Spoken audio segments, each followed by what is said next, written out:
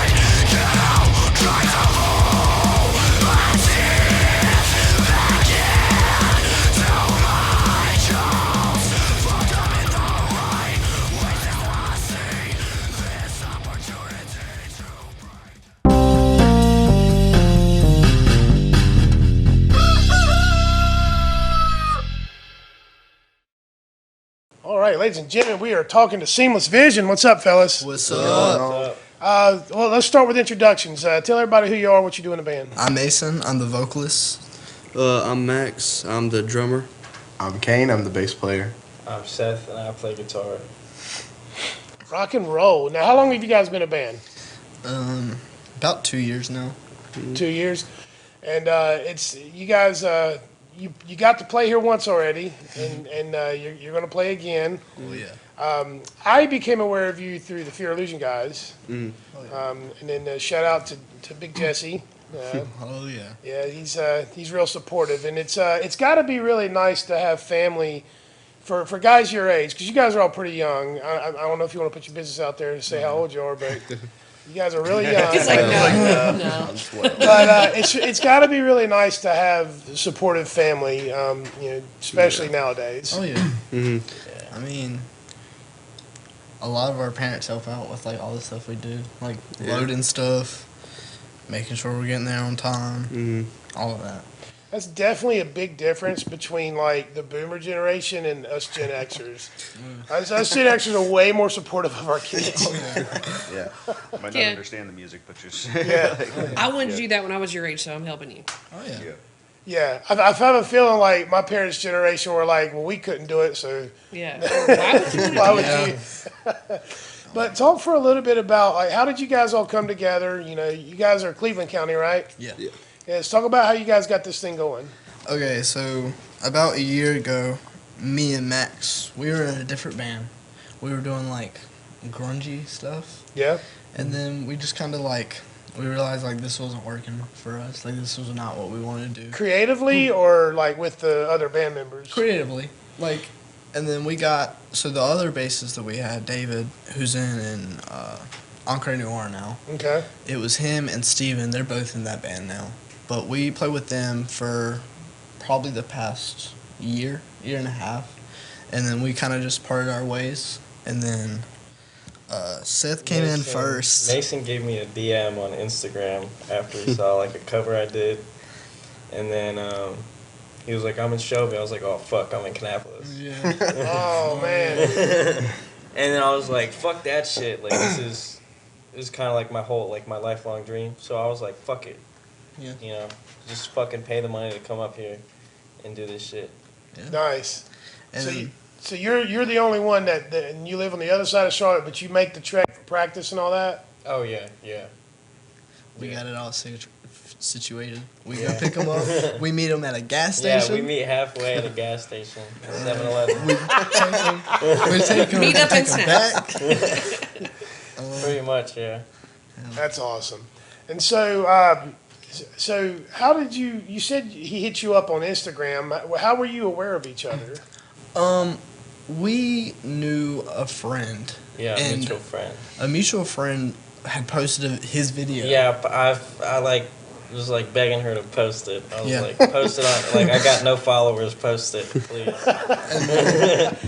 And then I saw it and I was like, well, you know, I feel like he can do something. So I hit him up because we were already looking for a second guitarist. And then, you know, it just worked out. We ended up finding a day to jam. It took like 3 weeks of us just talking back to each other. It took a long time because we. What was the couldn't video? find- It was Dig. By Yeah, it Mudvayne. was Dig. Oh, so you were covering it? Yeah, I covered Dig, and then he was like, "Yo, you want to be in a band?" I was like, "Hell yeah!" Nice. So when you guys, you said it took a few weeks to get things going. How are you guys writing music together? I mean, it's just always interesting to kind of know the process. When Seth, when you came in, did you have this idea of like, this is how I want to play, or did these guys already have kind of a foundation built? Well, they had a foundation built with the EP, the Suffocate and Drop Dead, and I really fucked with both of those songs. Deathcore wasn't, or like our genre right now wasn't necessarily what I was listening to all the time, but like as I started hanging around them more, like I got really into it, and like it's just like now I love it. It's dope. It's great. It's fun. It's fun. It's fun to watch. Oh, yeah. I don't know how fun it is to play. I can't. It's I really can't do fun. what you guys I do. fucking love playing it. It's awesome. Like, before Seth and Kane came in, we kind of already had, like we already had, like, a stuff set out for, like, the kind of music we wanted to play. It was more, it was different style at first, but, like, after me, Max, and Seth jammed, it kind of became, it's, like, the thing that we wanted it to be. Yeah. You know? It just, like, gave it, like, an extra push. And then... Yeah, because, like, they liked doing a lot of new metal, and I didn't hear a lot of new metal, and I was like, fuck, I'm going to put a little bit of new metal in there. Yeah. And then they heard it, and I was like, it was nice. Dope. How did you guys get exposed? Because like you referenced Mudvayne. You know, is it your parents' taste that influenced you? How'd you? Because I'm going to sound old saying this, but I don't know how the fuck people hear about new music nowadays. You know, when my own personal the streaming service I use. You know, I've got the things that I listen to, and very rarely I'll hear some shit that I haven't heard before will pop up on like a radio station or something. How are you guys consuming? How'd you get exposed to all the new metal and the death metal? YouTube. Yeah. Surprisingly. Like, if you're going to find something to, like, it's not playing on the radio, you kind of have to look up, like, what you want. And then there'll be just, like, you just got to dig for it, kind of. Like, That's the way my kid does More it is intentional YouTube. searching for stuff. That's It pops cool. up on Instagram occasionally. I mean it's an advantage that you have that my generation didn't have because it was what was on the radio. That's what you got. Occasionally MTV would do one, like a section, like either early on Sunday morning or late on Sunday evening, and it was small bands that you didn't know about, and they could be anywhere in the U.S. Well, Headbangers Ball is what got most of us into metal. It's like, because, a lot of music back then was regional. Yeah. What was playing on the radio in New York and Baltimore was not what was playing on the radio in Charlotte. So Headbangers Ball would come on, you'd be like, what the fuck is this? Like, this is awesome. I can say, like, a good thing, like 106.5, Devakar would do that on Sundays where it was all local music. And that was really great. Yeah, that too. was a cool thing, yeah. Yeah, so, I mean, it is an advantage because you can intentionally search, and then YouTube, that's a good point. That's how I discovered the Viagra Boys, was YouTube. Just, somebody suggested I should listen to Emil and the Sniffers, which is like punk rock from Australia. And then next thing I know, the Viagra Boys pop up, and I'm like, what the fuck is this? This is awesome. Yeah. So that's cool. I mean, it's good to know that you guys have an avenue to consume new stuff. You're not just getting spoon-fed what people want you to hear. Now, with that said, do you find now that you're doing this for a couple of years, you're playing shows, you're out, are you getting more into the local scene now than than you were before? A lot. I think so. Yeah. Yeah. Like, because like we said, we're big friends with Fear Illusion. Yeah. So even before we started playing, we were going out and meeting people before we were even doing anything yet. And then, we kind of sat down and was just like, let's do it. Like, let's go out and play and do stuff. And, you meet a lot of cool people, like the guys from Omen Killer. Oh yeah, Yeah, those guys are great. We're big homies with them. Fear Illusion, of course. Pathologic, all of them. Filth. We've been affiliated with Filth just a little bit. Yeah, Pathologic was great. They played a show here a while back, and they'll be here again with you guys. But they played their very first show here, Oh yeah. which was really cool to see. And you couldn't tell it was their first show. Oh, yeah. Like those guys were ready. What was They were it? prepared. Who else was on that bill? It was the last time Fear Illusion played here. I think it That was wasn't like that long ago.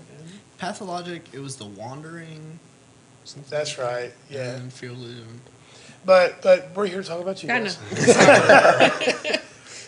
know. But yeah, since we opened this place, I found myself kind of gravitating more toward the local bands and just trying to get their streams up and their views up and stuff. Truth be told, I just don't use YouTube as much as I do like this listening services because I don't really get to sit in front of a screen very often. Oh yeah. But yeah, I mean, shout out to everybody out there doing it, especially in the hardcore scene. It is, we've said it before on the show, it is like the most supportive scene, at least from my perspective, what I see. Oh yeah. Yeah. These guys show up to each other's shows, they share each other's posts and music and stuff. So, yeah, and I love seeing young, new talent do this. I hope that you guys are able to stay together and keep it going. How far out have you been able to travel for shows? Recently, we've only gotten to we usually right now we're planning to just kind of play the places around here until we get well known around here, and then we'll start going out farther and just keep pushing our stuff out Yeah, farther. well, you guys are making a name for yourself. Oh, I mean, yeah. people have brought you up to me. Yeah, people have said that they're excited to see you play here and stuff. So you're building a following, and, Oh, yeah. and you're doing it the right way. I think you guys have the right attitude about it. You guys always seem really supportive. Talk to me about the vocal, the vocal part. Were you singing before this? Like, did you get any kind of training, or did you just decide to do this? Dude, amazing. Not at all. Nice. all. Amazing, bro. At the beach. Oh yeah. So, Yeah. Okay, so the way I met Kane and the way we came up. This was before I was even doing any kind of vocal stuff. I was playing a guitar a lot. That's my main thing, basically. And so we met at the beach one time, and we didn't know we were basically right beside each Yeah, other. we were living. a road away. Yeah. It was awesome. And we we figured stuff out, and we came and hung out, and we just jammed on a boardwalk with acoustic guitars Yeah. and stuff like that. But when we started doing the grunge stuff, that was my first ever experience with singing. I'd never done anything like that before. And then after that, when I started getting into screaming, the first 2 months were rough. I was my sore throat. I wasn't really knowing what I was doing, and then it finally kind of clicked, and it just made sense. I just kept doing what I was doing. Yeah, shout out to Jonah High from Fault Union. He was on the show a while back, and he actually kind of described how learning how to scream without tearing your voice up Oh, yeah. and not But one of the things that he said that kind of stuck with me is you don't have to scream. You can, at the level we're talking now, you can do that without straining your voice. Oh yeah. So I guess you figured it out on your own. Yeah, it was it's half me making the sounds and half mic manipulation. Okay. There's certain ways you can hold the mic and do stuff with that, and it sounds cooler, and just I'd love to sit in on a practice session Right? and watch him play with I mean, the that's mic. just learning to do it so you don't strain your vocals. Oh, 'cause yeah. That can do some major damage. because I don't know, there's some stuff that I do that is a little straining, but it makes it easier by using the mic better and having it kind of as making stuff easier, Now, did you stop playing guitar and just focus on singing? Was that performative, or what made you? So, I just stopped playing guitar just because I wanted to do like a front man. You know, I think that would be fitting for what I wanted to do. Because I still, like, even when I was doing the grunge stuff, I was still playing guitar and singing. But it's kind of now, it's more like I just write guitar parts and guitar riffs for us. So you're still contributing on the music side, Oh, yeah. but when it comes to performing, it does, like, not having that guitar in your hand frees you up to be more of a performer. Oh, yeah. You know? A lot. Now, with that said, you know, how do you guys, like, what's your approach when it comes to performing on stage to keep things interesting? Because nobody's, you know, you don't want to just stand there. Oh, yeah. You know, what goes through your head when you think about how you're going to pull this off in front of people? Act creepy, pretty much. Just act fucking weird, creepy. That is the I best love thing how you they could all have turned said. and so. looked Yeah, at everybody at looks Seth, oh, yeah. and you know, Seth has Just his don't phone. give a fuck. We all just look at him. I mean, it's like you want to put on a show. Like when I always do the stuff, like if I'm always on stage, I want people moving and like, you know, the energy bouncing back, because then it keeps ramping up. And there's no question a show gets better when the people in the crowd are moving around and getting into it. You know, Oh, yeah. Yeah. you know. Because you feed off that energy and you give it right back to them. So A lot of times it takes one person because people need permission. yeah, You know, people Oh, need yeah. to see that one person that like starts moving, dancing, doing whatever. Yeah. That's what I love about the Omen Killer guys. Because dude will come off the stage and jump down the Oh, ground yeah. and it's like, come on, like get people moving. Oh, That's yeah. that is my favorite part. Like any band, if they come off the stage, I'm like, that's awesome. yeah, it's Yeah. always fun. Yeah, keep that in mind, fellas. Don't be afraid to mate. get in the pit. Oh no, So I listened to, Gotta to get down the there and start EP punching. a couple of times before coming in here because so it's a different lineup Yeah. on the EP Yeah. than you guys are now. Yeah. So what is major musically different? Like I know That's a good question. Okay, so I think we're starting to go more. I don't want to say progressive, but like you said something about new metal. yeah, Like you added some new. like we're adding some of that like quietness, and then still going back into like the upbeat groove. groove, yeah, we like a lot of groove. I think, me personally, I believe like since we had the lineup change, we've kind of like clicked a little bit more. Yeah. Like, I think they went off and did stuff they wanted to do more, and then we went off and did what Freed we you up wanted to do more of Yeah. where your heart's at. Yeah, it was just, you know, we have like a really close thought of what we want it to sound like, I guess, and like we kind of just add our own elements. And I mean, I love the grooving. That's what makes Lamb of God so good. oh yeah, That Oh, band yeah. is amazing just because, like, just about any album of theirs you put on, and you're just going to find yourself just moving with it. It's Yeah. just so groovy. That's what Pantera did so well too back in the day. Was great. So, are there, like, are you emulating any bands when you're writing? Like, are you trying to sound like anybody, or are you doing anything to set yourself apart? Not really. I don't think. no. I think we take a lot of inspiration from them, but we Yeah, don't try to. We try to stick to our own kind of. Yeah, we like to be a little bit different. Like, we don't want somebody to be like, oh, they sound like them. Right. We want to sound like us. Well, I guess the better way to ask that question is who's influencing you right now? Like, who? Oh, that's yeah. Okay, so It's a big question. a Yeah. lot of Yeah, I mean individually. Yeah, I mean it's. for me personally, it's a lot of Suicide Silence, Spite, Pantera, Slipknot. You know, you got Acid Bath, a lot of that. Just, you know, aggressive stuff. Okay, go down the couch question. I think for me, it's a lot more new metal, like Mudvayne, Drykill, all them bands, and like his band Dead Seven back in the day. They put a lot of inspiration on me too. Yeah. Like Alex's drumming. Man, I try to do a lot of stuff like that.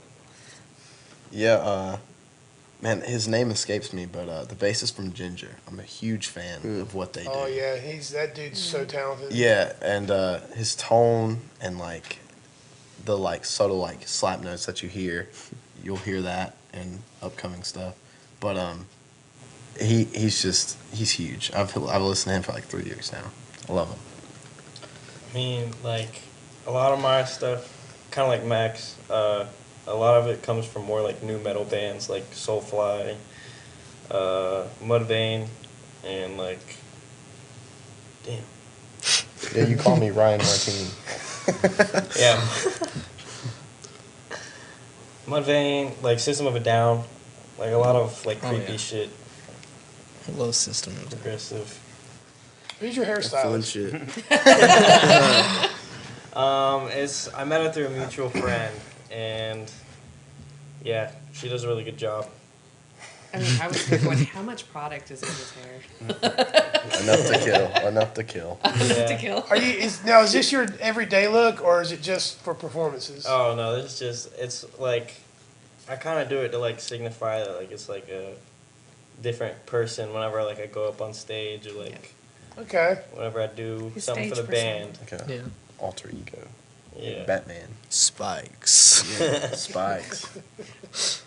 So let's dig into that for a minute. What's different between yourself and the person that we see performing? He's more out there. He's more Talking of in a third risk person. taker, and he's got more of a killing mindset. You know? And he's got spiky hair. Now, do the rest of you have like Alter have that egos. alter ego when you step on stage? Nah. It's more of like a mindset for me.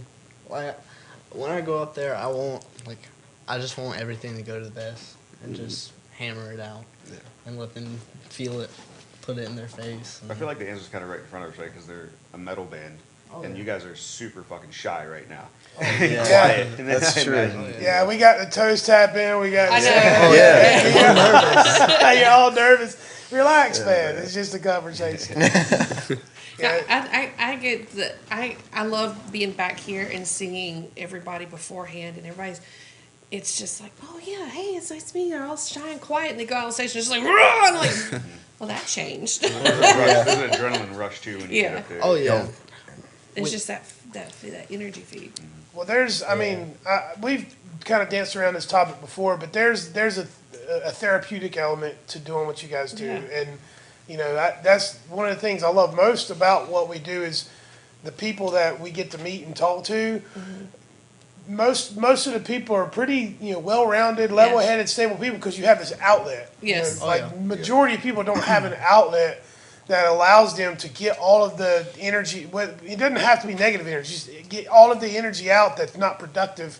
All the shit that we're dealing with in the day-to-day and stuff. I mean, and you guys are getting a chance to do it while you're young, and that's something that you can take with you the rest of your life to kind of keep you grounded, keep you from, that's why people get into wild shit, man. That's why people get addicted to drugs. That's why people, do all kinds of shit they shouldn't do is because they don't have a creative outlet to kind of release that energy. Has being a performer, how has it affected your daily life, your interpersonal relationships, that kind of thing? Has it helped in any way? I mean, for me, it kind of just like, it's like I'm getting stuff off my chest.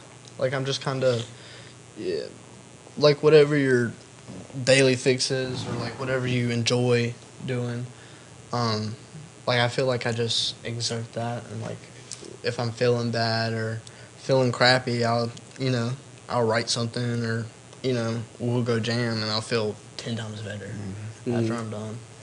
Yeah, I mean, like, it's just, I don't know, something about playing, it's like getting all the emotions out, getting all that pent up shit that you don't want to keep inside, just getting it the fuck out. Yeah. Are you the primary Mason? Right? Yep. Are you the primary writer of the group, or? So, when it comes, usually what happens is because me and Max are the closest to each other. So I'll usually come over and I'll like bring my guitar stuff and I'll like have something that I've been working on and I'll show it to him. And then, like either Kane or Seth will have something else. They'll add something to it. And then I'll kind of like find the flows and the like the just transitions and structuring of it. That's really all I do, and I just We also write got lyrics. like the advantage of having like social media now that we can just send clips of like little like snippets of like riffs or like licks that we have. Just send it to each other, and then we can make it or like put it into a song, and then tie it all together. You ever read a song and listen back and be like, "Fuck, that's already been written." Yes. Oh yeah. Yeah. Or it sounds too much like. Yeah. Yeah. Yeah. Yeah. That sucks. Yeah. I'd sit there with an acoustic guitar and I'm just like, nope. Nope. Yeah. Nope. I gotta keep stopping Can't myself. do it. It's already been made. I know. Do you have a favorite like subject to lyrically to write about? Do you try and stick with the subject, or is it just kind of every song's all over the place? Okay, so when I write lyrics, I'm usually either kind of talking about personal feelings towards things, like, or like sometimes I'll write out a story in my head, but I'll tell it from like a perspective of the person in the story, and I just kind of base it off of like stuff that's happening now, or problems, I guess. Well, that's actually a really good question, because I was going, the way I was going to ask it was, is there a theme with your writing? Like, do you find that your songs are always about similar subjects, or are you telling stories? What's kind of like the message you're conveying? Like, be a better person, I guess. That like there's some people out there, and like even people in our generation who don't understand like other people, and so they automatically turn it into like hate or like jealousy, and it's just kind of like there's a thing called communication, and people could be more communicative of their feelings. Yeah, it's one of the biggest misconceptions about heavy metal music is that it's angry, and yeah. some of it is, yes. Some of it is. Death metal, a lot of that's angry stuff. But what I love about the metal music that I listen to the most is how positive it is and how positive the message is. Yeah. And Well, it's being vulnerable. Yeah. Because a lot of stuff, I was talking to somebody the other day about, it's like she would write a lot of songs as they and she, and like that's how they'd write their songs. Yeah. And then somebody told them, no, you need to change it to you and I and make it about you and make it more personal.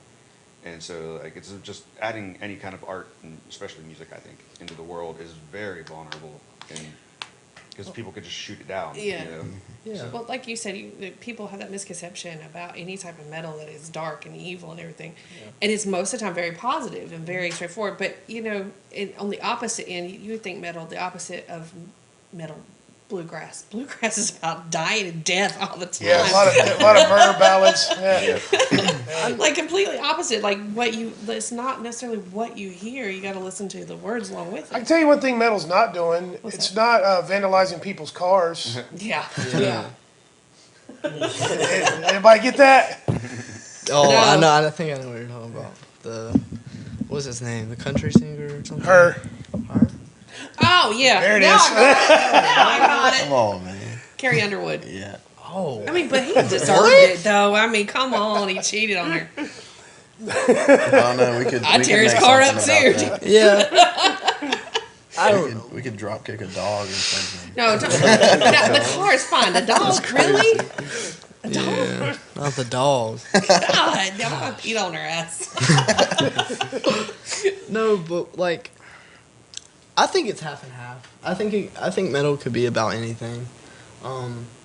Like we're obviously really aggressive and stuff, but usually like about my songs or like if I'm writing something with lyrics, it's usually something about like something that could have been avoided, like negatively. Like I just feel like people aren't understanding of like other people. And I think that just needs to change. I think it's a good perspective, and I don't mean this in a negative way, considering your age and your lack of experience in life. Like yes, you've had life experiences, but you've got so much in front of Right. you. It's cool that you already have this understanding. Like you said, with communication, Like, so much negative shit can be avoided if people just knew how to communicate. And I think, for the most part, a lot of people just don't know how. Yeah. Like, don't know how to communicate. Yeah. And You know, you see that in a lot of like a lot of families. I mean, nowadays the majority of kids are growing up with two separate households. Yeah. You know, and a lot of that could have been avoided with communication. Communication. You know, It's It's just simple. Yeah, it's like you can I think you can communicate everything you want as much as you want, but like Mason was saying, people gotta understand each other for it to really happen. yeah, you have to be receptive and vulnerable and willing to communicate. And that's that's the thing I hate about zealots. You know, people that are just hardcore and like this is the way things are. It has to be. If you can't be flexible, if you can't be pragmatic with your approach to life, you're just setting yourself up for a whole lot of friction and disappointment. because I feel like anything can happen in life, like anything. Yeah. Like, and you don't know, you don't know what's gonna happen. So why like pray and like I don't know, like feed off of trying to be like that certain way all the time. Because the more flexible you are, the more like I feel just easygoing it is. No, I agree 100% with what you just said. Yeah. Being flexible, being willing to, kind of go with the flow and let things roll, it does open you up to new experiences that you may never have had Exactly. the opportunity to participate in as you have this closed-minded view of life. And people, I mean, you can plan the best laid plans. What is it? I heard a quote recently that kind of made me chuckle. It's like, you want to make God laugh, tell him your plans, Yeah. right? Just like with this place, I had plans for this place, and every day I'm having to make decisions and compromises to kind of keep things going, Yeah. and if you're not willing to do that, you can find yourself very alone. Oh, yeah. And I think that's kind of like the slippery slope that leads to where people get into these bad situations where you just make this string of bad decisions that are bad for you, and at some point you've just committed to being this piece of shit person. Oh, yeah. You know what I'm saying? Like this is who I am, and a lot of times people don't realize it doesn't have to be like that. You can.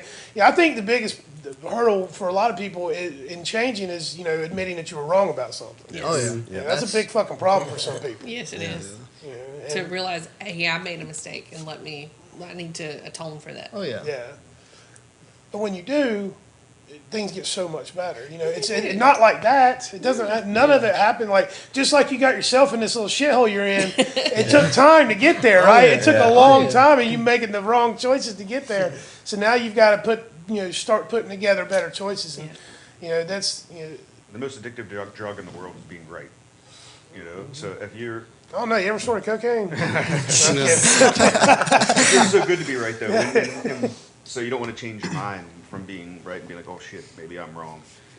Yeah, I don't know, man. I'm grateful that I was still pretty young when I changed my perspective, because I was on that same road. When I was a teenager, when I was young like you guys, I was full of piss and vinegar, man. I was mad at the world because nothing went the way it was supposed to go. And honestly, it was when I became a father is when I changed my perspective. Yeah. And I'm not wishing that on any of you guys. You're too young for that. but that's what did it for me, was having something else that I'm responsible for. It's like, well, I better fix this. Yeah. And changing my perspective made my life so much better. And that's what, and I'm going to say go with the flow. And a lot of times people think go with the flow to mean that you just go along with everybody else. For me, it's just riding the wave of life. That's it. And you can get those little, like you said, those little things like a side quest. That's what I call them. It's like, this is a side quest. yeah. This pops up. That's a side quest. We're taking it. Yeah. We're going to take that. We're going to go with it. Yeah. Go ahead. Oh, I just feel like even kids that I go to school with, I feel like they're not doing enough for themselves. Like, do your own thing. Don't be like, don't try to fix yourself to a certain point for something else or somebody else. Like the peer pressure around them. Yeah. Oh, yeah. It's like that episode of South Park about your brand. Yeah. You saw.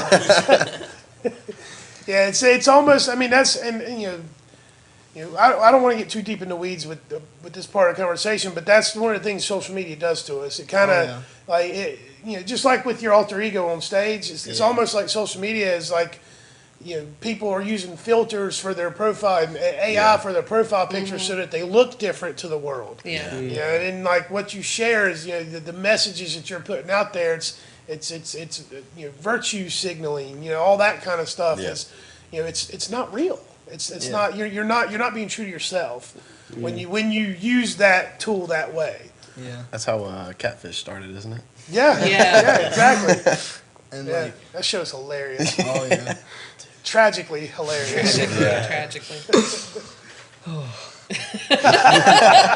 Did you get catfish? I mean, that looked like it was personal. We didn't get that story, did we? Oh no.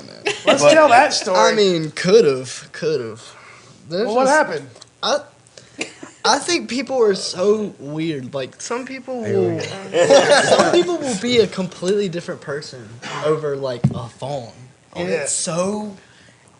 it's like it makes me not mad, but like frustrating. Yeah, like how people text different and then they talk different. a completely different way. Pisses me the fuck off. It pisses me the fuck off. Because why the fuck are you like chatting me the fuck? Like you're making me like. You're blowing up my fucking phone, and then I come up to you in person, and you're just like you're like barely saying anything to me. Come on. This sounds like a school thing. It's like a hey man. It's not, but I think it's getting to the point where it's kind of like, I don't know. I feel like they're putting all that like energy, like how we put our stuff out onto like our music and stuff. I feel like people are just taking it out on careless things like phones, and like.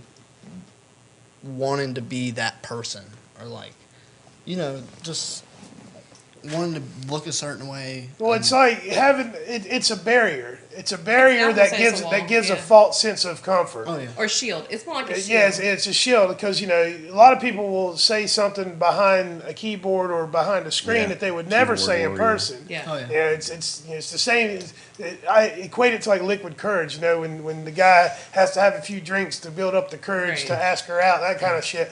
It's a crutch. To get your point across. But look, some people just don't do well socially, and they can speak better when they have time to type it out. Yeah. But I hear what you're saying. It is irritating when somebody's one way on the phone or on social, and then they're another in person. It's like, where's this person I've been getting to know, or where's that person at? Because that's who I want to hang out with, right? Because I don't think the whole thing with having like so much flexibility with like phones and stuff, because like I love having a phone because I can just communicate with anybody when I need to. Right. But I'm not gonna. I think it's just crazy to me that like people want to be a different person than what they are. Well, it's probably because they don't like themselves very much. A lot, when you don't have a lot going for you, it's easy to get sucked into that because, like we said earlier, you have this outlet, this creative outlet.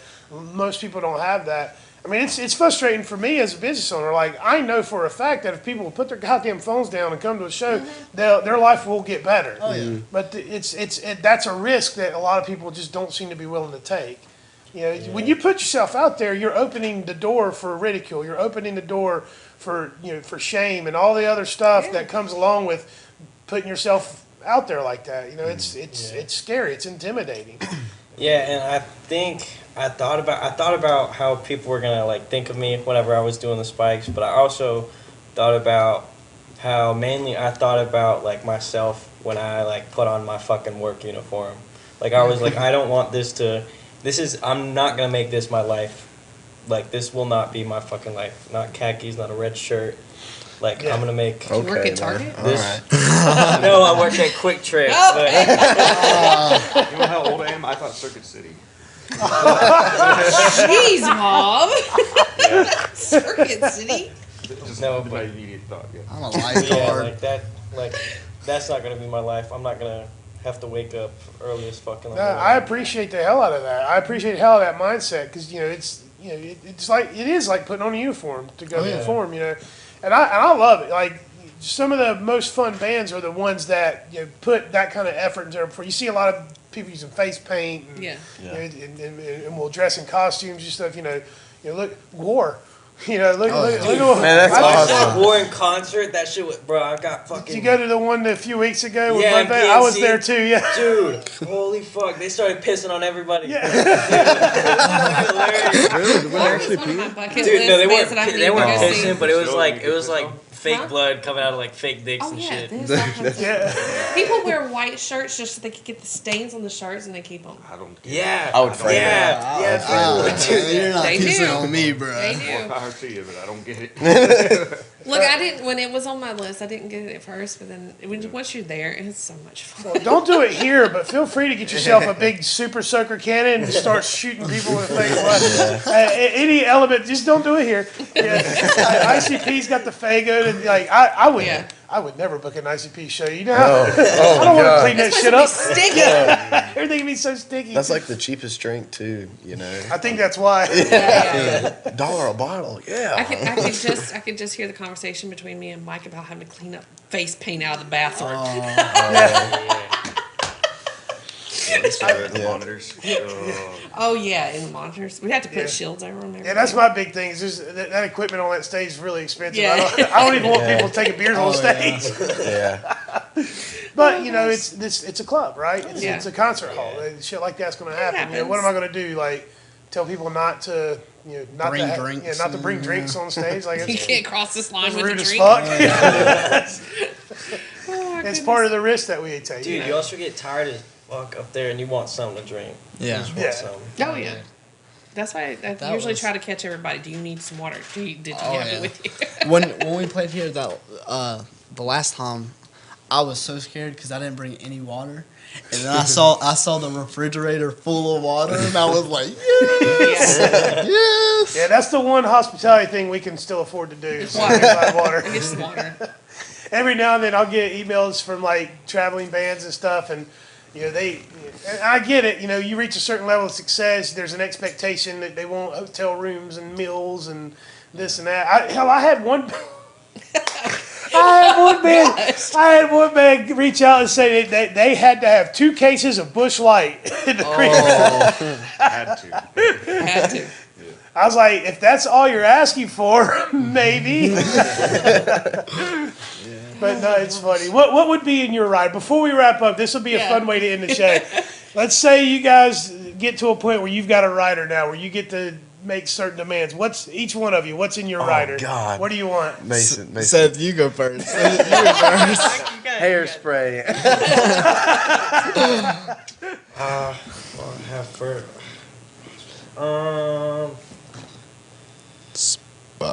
Spikes. shit, dude. I don't know, bro. What's your favorite? Like one of your favorite things that you would have to have? Fuck. Oh, you know what? Here it is. Bread twist, dude. Cinnamon bread, bro. If you guys give me cinnamon bread twist from Domino's right before the show, holy fuck. That's like, Yeah, Man. cinnamon bread twist All right. from Okay. Domino's. oh man, dude. This is gonna I'd have to real say- on its own. This I don't is know, a man. great question. I brought a core power in, like the protein milk thing. Oh, that's yours over there? Yeah, a thing of that, and like, I don't know, barbecue chips. I guess I don't. Chips and know, core man. power. Nice. Yeah, man. Okay. Oh, man. Man, if y'all got me a KFC bowl. I ate one last night. She's fire, right? And one of them, Hit just like right. the really tall energy drinks.